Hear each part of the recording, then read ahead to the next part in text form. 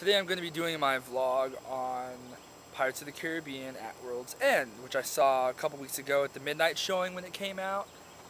My personal opinion was I really liked it. It was pretty awesome. I think everybody should go see it, especially if you're a Pirates fan. Here's the thing.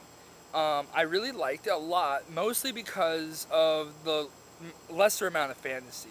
Because my favorite Pirates of the Caribbean was the first one, because there really wasn't that much fantastical about it other than the undead. There was just, mostly them being pirates.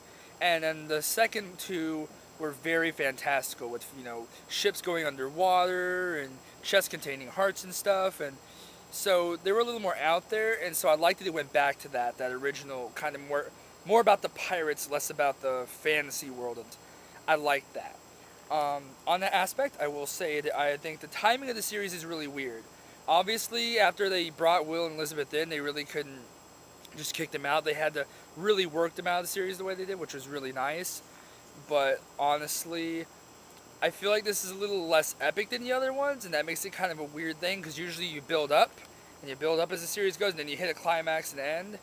And this one kind of feels like they climaxed in the third one, and now we're just kind of watching an after effect. It isn't really that exciting, and it was a great movie. I loved it. No harm against it.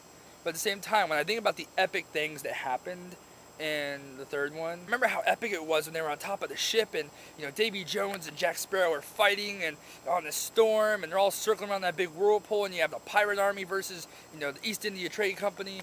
And then you go from something like that to something like this. Oh, 2 or 3 ships are arguing over who wants to have the Fountain of Youth. So it was still good, but I feel like it was kind of weakened in the fact that it wasn't as epic as the one that preceded it. And so it kind of makes it feel like less of a movie. But this one I felt like was the more fan-oriented one because of the comedy.